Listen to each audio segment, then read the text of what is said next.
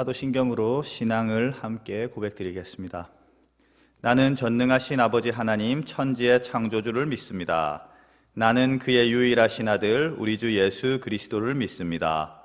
그는 성령으로 잉태되어 동정녀 마리아에게서 나시고 본디오 빌라도에게 고난을 받아 십자가에 못 박혀 죽으시고 장사된 지 사흘 만에 죽은 자 가운데서 다시 살아나셨으며 하늘에 오르시어 전능하신 아버지 하나님 우편에 앉아 계시다가 거기로부터 살아있는 자와 죽은 자를 심판하러 오십니다. 나는 성령을 믿으며 거룩한 공교회와 성도의 교제와 죄를 용서받는 것과 몸의 부활과 영생을 믿습니다. 아멘. 찬송가 338장 함께 올려드리겠습니다. 찬송가 338장입니다.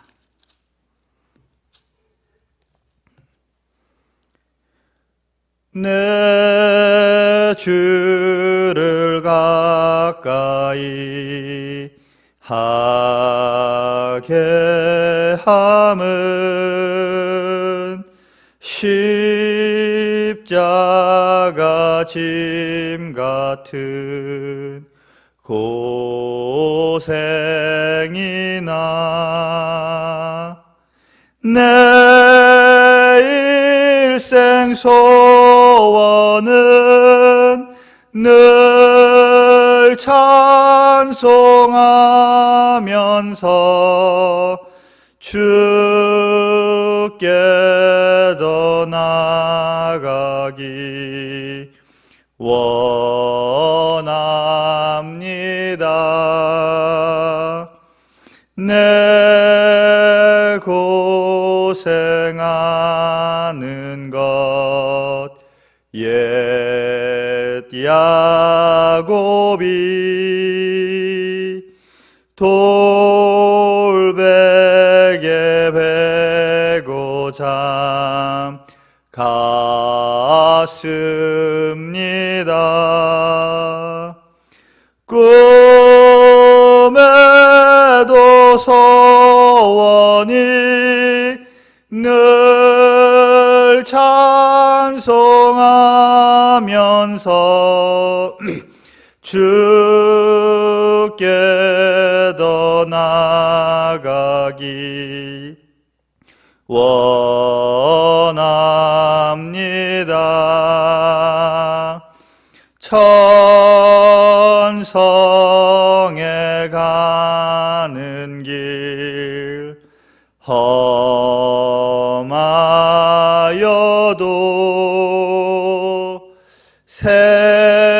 생명길 되나니 은혜로다. 천사 날 부르니 늘 찬송하면서 주께 더 나아가기 원합니다.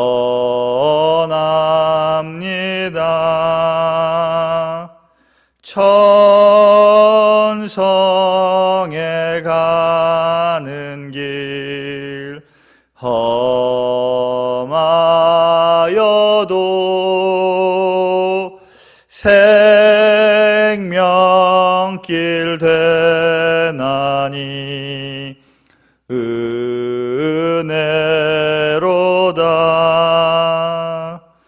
천사 날 부르니 늘 찬송하면서 주께 더 나아가기 원합니다.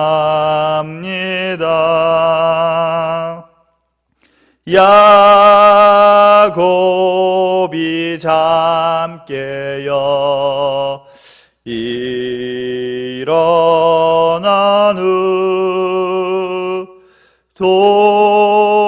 돌단을 쌓은 것 본받아 와서 숨질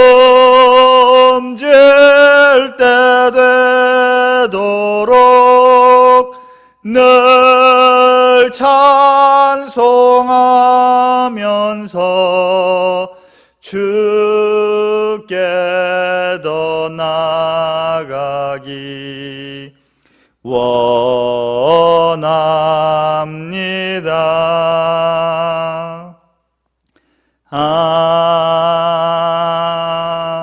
아멘. 함께 기도하겠습니다.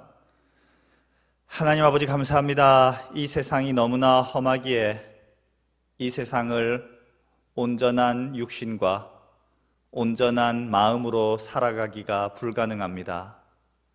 육신의 상처, 마음의 상처, 영혼 가운데 깊숙이 남겨진 채 우리는 살아갑니다. 상처를 안고 살아가나 아무렇지도 않은 척 살아갑니다. 주여, 오늘 이 시간에 우리가 꽁꽁 숨겨두었던 그 상처들을 다 꺼내 보일 수 있게 하시고 그것들이 소망으로 바뀌어서 치유되는 그러한 은혜를 이 시간에 허락하여 주시옵소서. 모든 말씀 주 예수 그리스도 이름으로 기도드렸습니다. 아멘. 오늘 함께 나눌 말씀은 요한복음 20장 19절부터 29절까지의 말씀입니다. 요한복음 20장 19절에서 29절까지의 말씀입니다. 제가 가진 성경으로는 신약 성경 183면입니다. 각자의 처소에서 찾으신 줄 알고 제가 봉독하겠습니다. 이날 곧 안식 후 첫날 저녁 때에 제자들이 유대인들을 두려워하여 모인 곳에 문들을 닫았더니 예수께서 오사 가운데 서서 이르시되 너희에게 평강이 있을지어다. 이 말씀을 하시고 손과 옆구리를 보이시니 제자들이 주를 보고 기뻐하더라.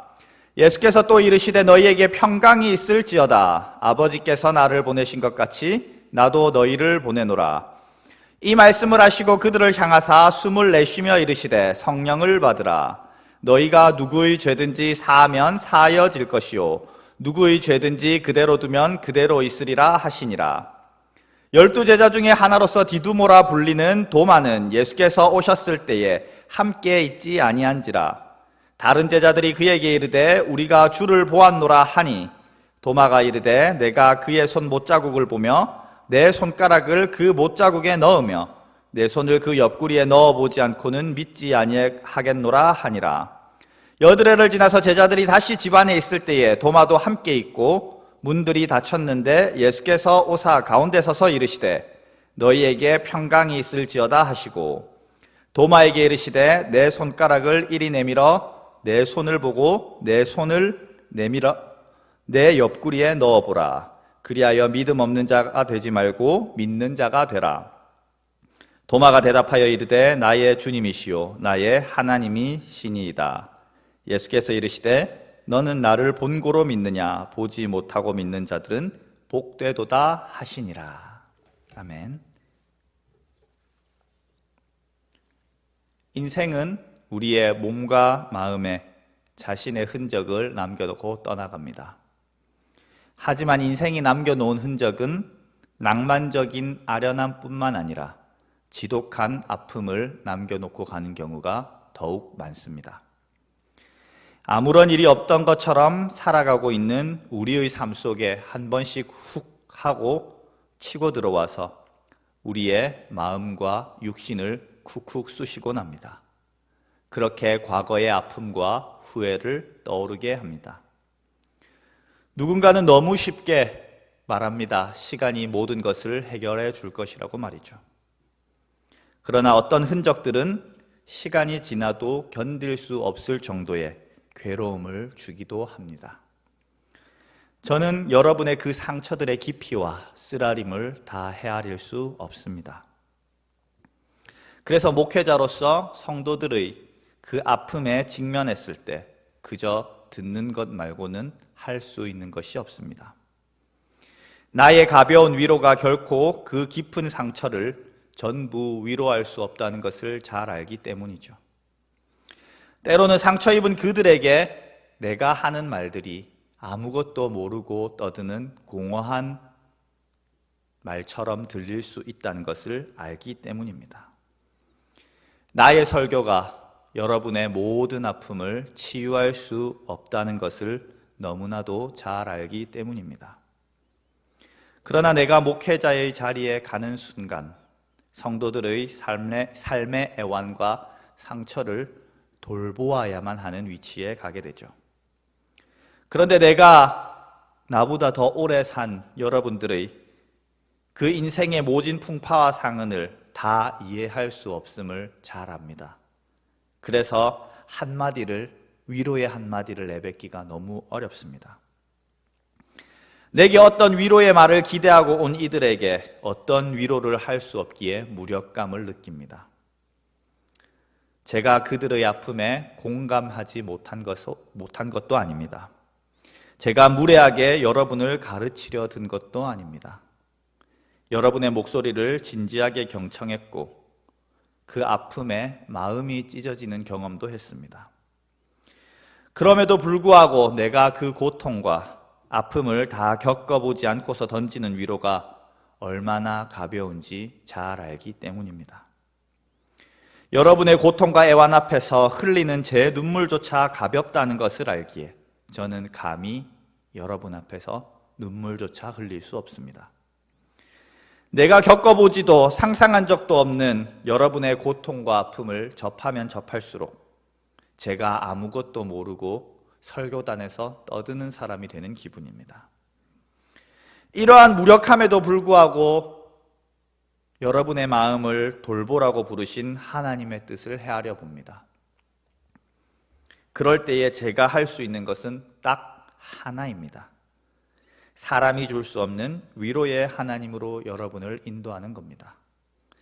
오늘 저는 감히 여러분의 아픔을 이해한다고 말씀드리지 않겠습니다. 다만 여러분들을 위로와 소망으로 부르시는 그분에게 말씀을 통하여 그분에게 인도하고자 합니다. 오늘 말씀을 함께 나눌 때에 여러분이 위로와 소망의 그 하나님에게 닿기를 간절히 소망해 봅니다. 우리는 일반적으로 부활에 대해서 생각할 때 이 세상에서의 모든 기억을 지우고 완전히 새로운 출발을 의미하는 것으로 생각하곤 합니다. 그렇게 오해할 수 있죠. 그러나 오늘 본문에서 드러나듯이 부활은 우리의 과거, 그 모든 것들을 지우는 새로운 삶을 의미하는 것이 아닙니다. 예수께서는 부활하시고 제자들 앞에 나타나셨습니다. 그러나 예수의 부활한 육체에는 십자가가 남기고 간 끔찍한 흔적들이 여전히 남아있음을 발견합니다. 그의 몸에는 못자국과 창자국들이 제자들이 알던 스승 예수 그리스도임을 명백하게 증거하고 있었습니다. 자신을 의심하는 도마에게 과거의 흔적들을 보여주고 만지게 하심으로써 예수께서는 도마에게 내가 알던 그 스승 예수가 맞다라고 확신케 하십니다. 그렇습니다. 부활은 우리의 모든 세상의 흔적을 리셋하고 우리가 살아온 삶과 무관한 새로운 새 출발을 의미하는 것이 아닙니다.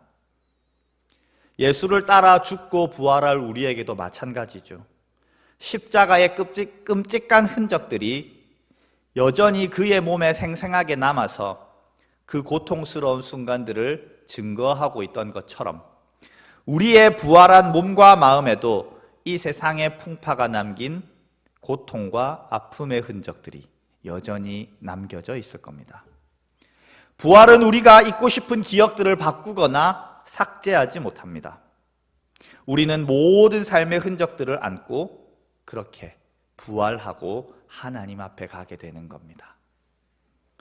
누구에게도 말할 수 없었던 내밀한 아픔까지 모두 내 몸과 마음에 새겨진 채 부활할 것입니다.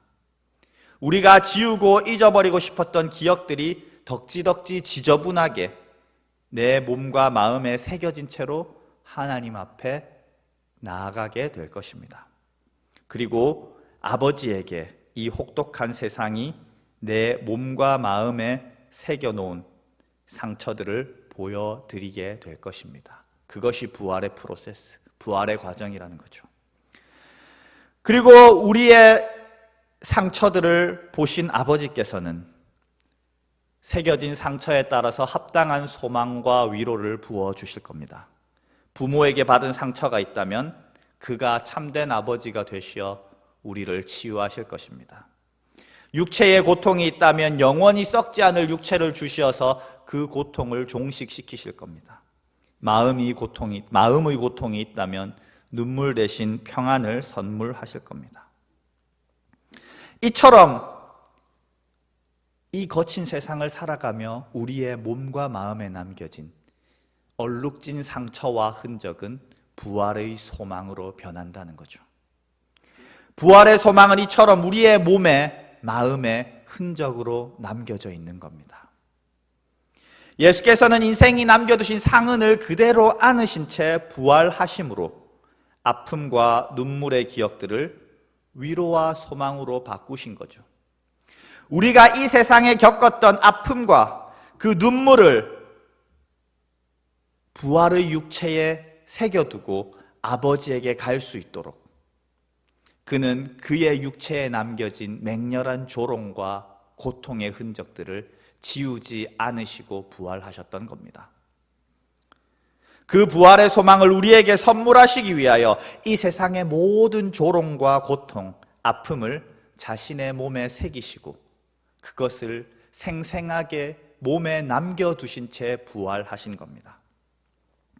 이렇게 내 삶의 흔적들 하나하나가 아버지 앞에서 내가 받을 위로와 소망의 증표가 되는 거죠.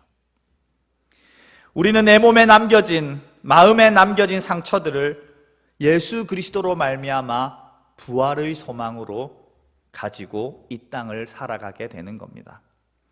이 세상은 다시 나를 핥히고 상처 주겠지만 그것들이 부활의 때에 영원한 위로와 소망이 될 것임을 알기에 우리는 이 험한 세상을 살아가는 겁니다.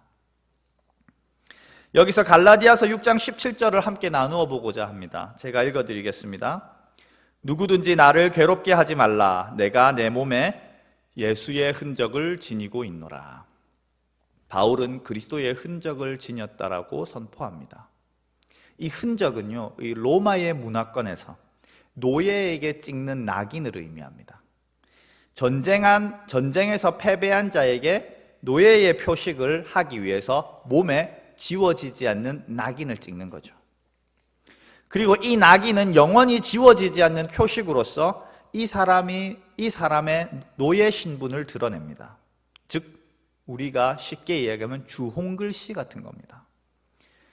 그리고 로마의 장군이 승리하고 개선식을 할 때에 이 낙인이 찍힌 패배자이자 노예는 맨 앞에 서서 개선 장군의 공적을 드러냅니다.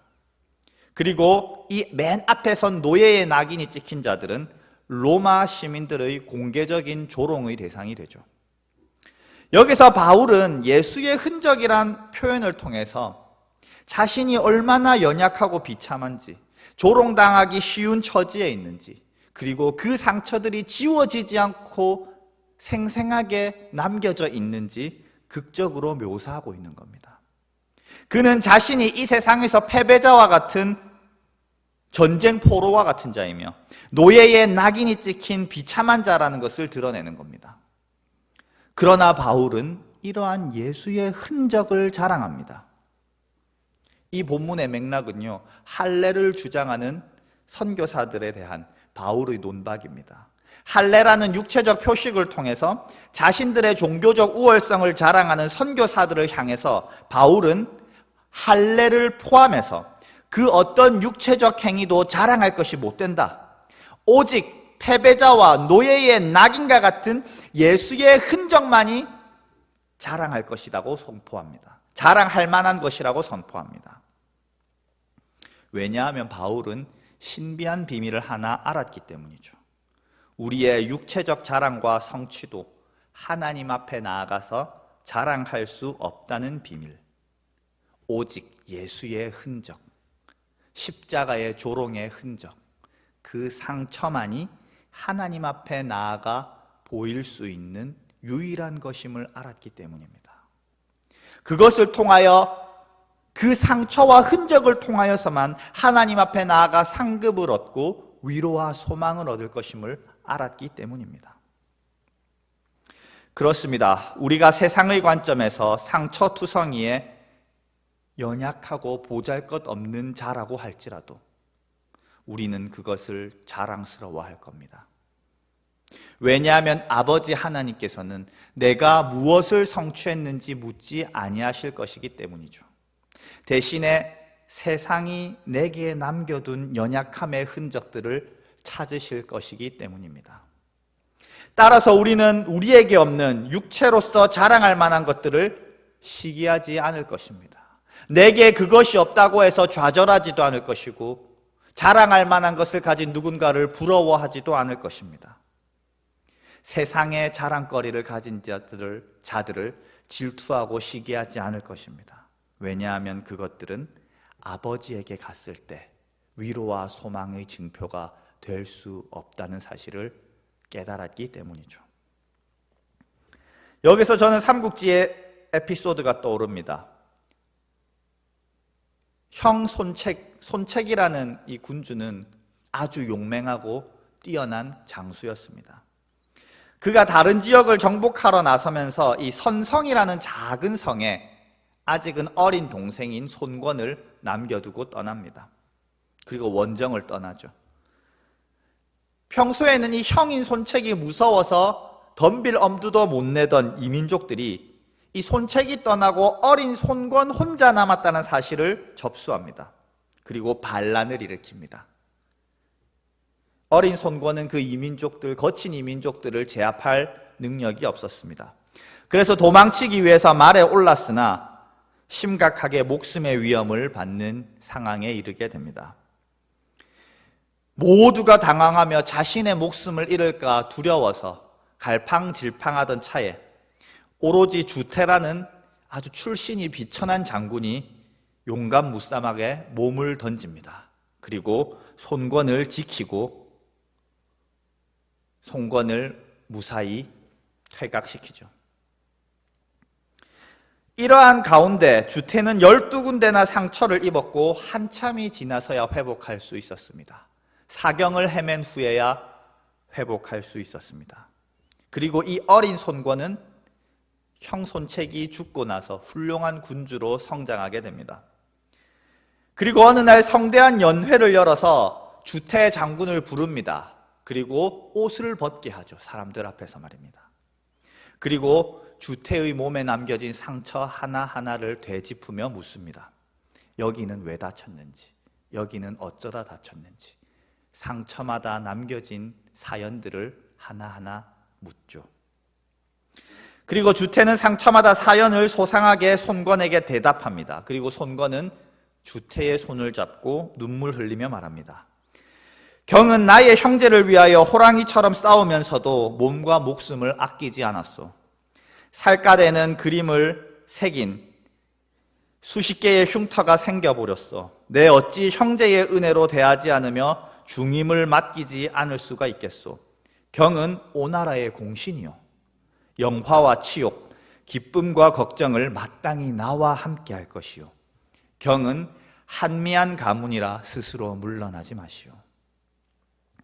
저는 이 에피소드를 떠올릴 때마다 부활하고 하나님 앞에 나아간 우리의 모습을 상상하게 됩니다.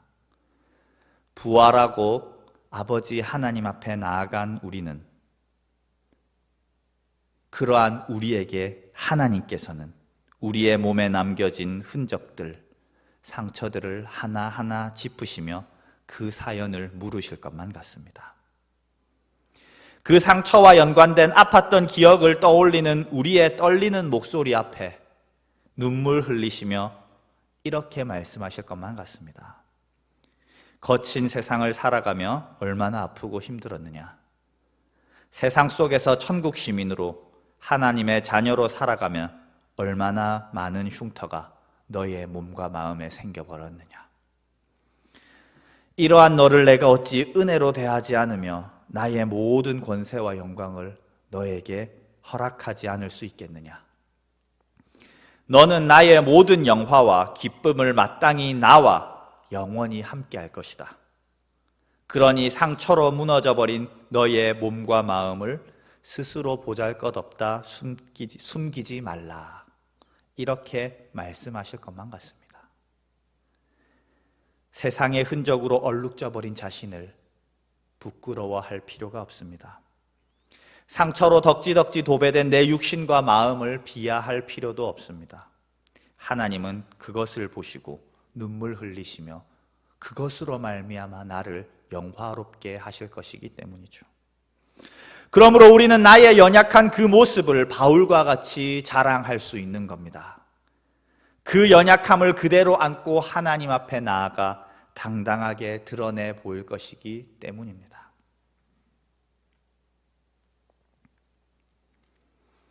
본문을 보면요, 예수께서는 상처가 남은 이 부활의 몸을 가지고 제자들 앞에 나타나셨습니다. 그리고 평강을 선포하십니다. 19절, 21절, 26절에서 세 차례나 평강이 있을지어다 라고 선포하십니다. 이 짧은 시간 속에서 이 세 번이나 이 평강을 선포하면서 이 요한복음의 저자는 갑작스레 평강을 선포하시는 분으로 예수를 묘사합니다. 여기서 우리가 주목해 보아야 할 점은요, 상처 입은 하나님, 십자가의 흔적을 안고 있는 하나님으로서 평강을 선포하고 있다는 거죠.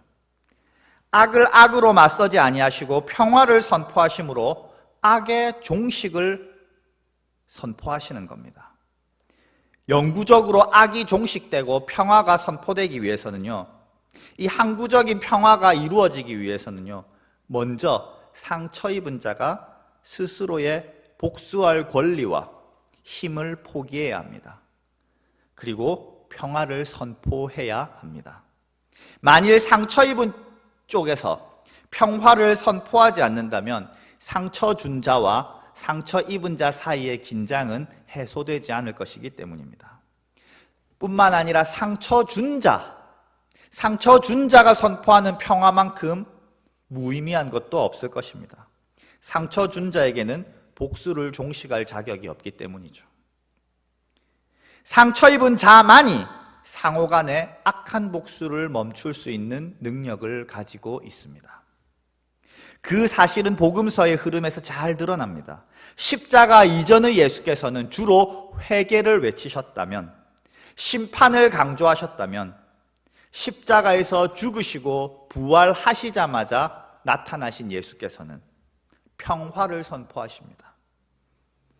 이는 상처 입은 자만이 악을 종식하고 평화를 선포할 수 있다는 메시지를 던지고 있는 겁니다. 치유의 과정은 상처 입은 자로부터로만 시작된다는 것을 보여주는 거죠. 상처 입은 우리를 이 자리에 부르신 이유, 예배의 자리로 부르신 이유는 상처 입은 자가 가진 평화와 악을 종식할 수 있는 능력을 행사하라고 부르신 겁니다. 평화의 사명자로 여러분을 부르신 겁니다. 상처 입은 자로서 악을 악으로 갚지 아니하고 상처를 준 자들과 세상을 향하여서 평화를 선포하고 악을 종식하라는 겁니다. 그리고 치유의 과정을 시작하는 이 기적의 역사가 당신으로부터 시작될 수 있도록 여러분을 초대하신 겁니다. 그 치유의 역사의 시작점에 여러분을 부르신 겁니다. 악의 대물림은 우리가 생각하는 것처럼 특별히 악한 자가 하는 것이 아닙니다. 생각한 것과 달리 매우 평범한 사람들에 의해서 상처는 대물림됩니다. 군대에서 계속 내려오는 악습과 폐단들이 사라지지 않는 이유는 군인들이 특별히 악한 사람이라서 그런 것이 아닙니다. 악습과 폐단이 너무나 일상적이고 당연한 것으로 받아들여지는 그 공간과 문화 속에서 상처 입은 평범한 이들이 다시 후임들에게 상처를 대물림하는 겁니다. 서로 상처 주고 아프게 하는 과정들이 멈추어지지 않는 이유는 간단합니다. 상처 입은 지극히 평범한 자들이 다시 누군가에게 상처 주기 때문입니다. 자신이 가장 상처 입었다고 생각하는 사람이 가장 가해자가 되기 쉬운 구조 속에 놓여 있다는 거죠. 사역을 하다 보면 교회 공동체에서 누군가에게 상처를 주는 사람들의 특징이 있습니다. 자신이 지금 누군가에게 상처를 주고 있다는 죄책감에 시달리는 사람들이 아닙니다. 오히려 그렇게 자기 성찰이 되는 사람들은 누군가에게 준 아주 작은 상처들 때문에 괴로워하면서 상처의 대물림이 종식되기 위해서 상처의 대물림을 종식하기 위해서 안간힘을 쓰는 이들이죠. 대신에 자신이 누군가에게 상처받은 것만 기억하면서 자신이 누군가에게 상처 주고 있을 것이라는 사실을 생각하지 못한 이들이 사실은 가장 가시돋친 인격들이라는 거죠. 사실 이들이 가장 가시돋친 장미처럼 남들을 찌르고 다니더라는 거죠. 그 피해의식으로 많은 이들을 다치게 하더라는 겁니다. 자신의 상처에만 매몰되어서 타인의 상처를 전혀 돌아보지 못하는 그들이 사실은 가장 큰 가해자들이더라는 겁니다. 이처럼 상처 입은 자들이 상처를 대물림하는 거죠. 그러하기 때문에 예수께서는 상처 입은 자로 나타나셔서 화평을 선포하는 겁니다. 상처 입은 자에게는 상처를 되물림해서 악순환을 지속할 능력도, 상처를 종식하여 선순환을 시작할 능력도 있는 겁니다. 그리하여서 하나님께서는 상처 입은 자로 나타나셔서 선순환을 선포하고 시작해 하시는 것이며, 바로 상처 입은 당신을 부르셔서 예수께서 시작하셨던 선순환을 이루라고 하시는 겁니다. 상처 입은 치유자로 나타나신 예수는 두 가지 삶의 방식의 기로 가운데 서 있는 저와 여러분을 대변하는 인물입니다. 상처 입은 자로서 상처를 치유하는 삶의 방식을 택하라고 촉구하고 계신 거죠. 헨리 나우엔의 표현을 빌리면 세상 속에 상처 입은 치유자로 우리를 부르신 겁니다. 상처 입은 평화의 대사로 우리를 부르신 겁니다. 상처 준 이들에게 도리어 평화를 선포하도록 부르신 겁니다. 상처의 대물림을 부셔버리는 사랑의 대사로 우리를 임명하신 겁니다. 상처 입은 우리가 평강을 선포함으로써 악과 복수의 원칙이 무너집니다. 물론 악한 세상과 회개하지 아니한 자들이 우리의 선한 의지를 믿지 못하고 우리의 평화 선포를 믿지 못하고 다시 우리를 해치고 아프게 할지도 모릅니다. 그럼에도 불구하고 우리는 다시 상처받을 수 있는 평화의 사역으로 부름받았습니다. 또다시 상처받을지 모르는 연약함으로 부름받았습니다. 왜냐하면 상처 입은 자가 다시 상처받을 것을 두려워하지 않고 평화를 선포하지 않는다면 하나님께서 이루고자 하신 그 평화가 이 땅에 일어나지 않을 것이기 때문입니다. 이루어지지도 시작되지도 않을 것이기 때문입니다. 상처받은 자가 먼저 상처받을 각오를 하지 않는다면, 다시 상처받을 수 있는 연약함에 자신을 던져버리지 않는다면 복수의 원칙은 무너지지 않을 것이기 때문입니다. 평범한 이들 사이에서 서로가 주고받는 상처의 악순환이 종식되지 않을 것이기 때문입니다. 하나님께서 이루시는 치유의 역사는 대단한 성령의 임재와 뜨거운 말씀, 기도만으로 일어나는 것이 아닙니다. 많은 경우에 아주 일상적인 이 삶 속에서 예수와 같이 상처받기 쉬움에 다시 한번 자신을 던지는 용기 있는 이들로부터 시작되는 것입니다. 치유의 과정은 상처를 두려워하지 아니하고 평화를 선포하는 상처 입은 당신들로부터 시작된다고 말씀이 가르치고 있는 거죠. 말씀을 맺으려 합니다. 오늘 저는 크게 세 가지로 말씀을 나누었습니다. 먼저 세상과 삶이 남긴 쓰라린 상처와 흔적들이 고스란히 남겨진 채로 우리는 부활할 것이라고 배웠습니다. 그리고 그 상처들로 말미암아 하나님에게 위로와 소망을 얻을 것이라고 배웠습니다. 그러므로 이 세상이 남긴 상처와 소망은 우리에게 부활의 소망이 된다라고 배웠습니다. 그리고 두 번째로는 하나님께서는 우리의 상처와 흔적들을 당신의 영광과 권세를 받을 증거로 삼으셨기 때문에 우리는 내 안에 남겨진 흔적들을 자랑스러워할 수 있다라고 배웠습니다. 그리고 마지막으로 상처 입은 우리를 부르신 것은 상처 입은 치유자로서 이 세상의 악한 원리를 깨부수고 하나님의 사랑이 이루어지도록 부르셨다는 사실을 기억합시다. 교회가 아름다울 수 있는 이유는 상처 입은 사람들끼리 서로의 상처를 보듬고 함께 하나님의 위로와 소망을 바라보는 공동체이기 때문입니다. 그렇게 함께 아물어가는 공동체이기 때문입니다.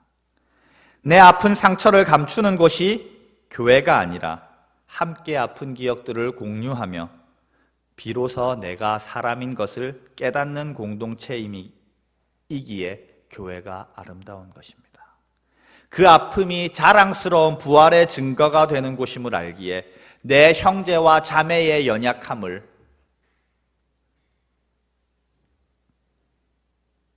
소중히 여길 줄 아는 공동체이기에 교회가 아름다운 것입니다. 따라서 오늘 우리에게 주신 그 메시지가 나의 내밀한 상처만을 향한 하나님의 위로와 소망이라고 생각하지 마십시오. 나를 향한 동시에 상처 입은 이들과 함께 어울려 위로와 소망 가운데 아름답게 빚어가라고 부르신 하나님의 음성이라는 것을 기억하십시오. 내 상처에만 매몰되어 이 세상에 나만 아프다고 생각하는 사람들은 스스로를 외롭게 신음하며 죽어가도록 방치하는 것입니다. 내가 너무 아프니까 다른 사람의 상처를 보지 못하고 자신을 아프게 한 세상과 인간들에 대한 증오에 불타올라서 곁에 있는 나와 같은 이를 바라보지 못하게 하기 때문이죠. 복수와 증오심이 그렇게 여러분을 아무도 없는 고독 속으로, 나에게만 매몰되는 고독 속으로 던져버리도록 내버려 두지 마십시오.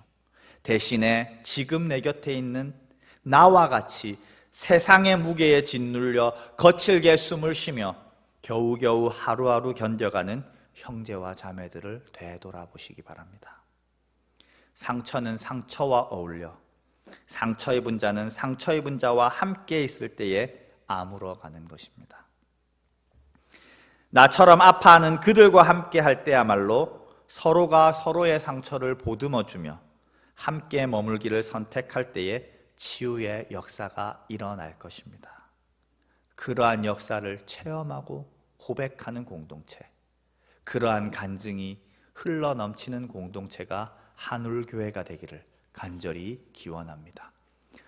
기도하겠습니다. 하나님 아버지 감사합니다. 우리를 불쌍히 여기시고 상처 입은 우리를 이 자리에 부르셨습니다. 주님 감사합니다. 우리에게 남겨진 상처와 흔적들이 부활의 소망임을 깨닫게 하시고 그것들을 자랑할 수 있게 하여 주심을 감사합니다. 상처가 있음에도 불구하고 당당하고 떳떳하게 살아갈 수 있도록 깨우쳐 주심에 감사합니다. 주여 이 은혜를 기억하게 하시고 주여 이 세상이 남겨둔 흔적들을 자랑스러워하는 공동체가 되게 하여 주시옵소서. 뿐만 아니라 함께 상처 입은 이들끼리 살아가며 보듬어가며 치유의 역사를 체험하게 하여 주시옵소서. 나의 상처에만 매몰되어 타인을 돌아보지 못하며 고독 속에 신음하지 말게 하소서. 서로의 아픔을 돌아보며 그렇게 함께 치유되어가는 공동체가 될 수 있도록 허락하여 주시옵소서. 모든 말씀 주 예수 그리스도 이름으로 기도드렸습니다. 아멘. 축도하겠습니다. 주 예수 그리스도의 은혜와 하나님의 사랑과 성령의 교통하심이 이 세상이 남겨둔 상처와 흔적으로 눈물 짓는 자들에게,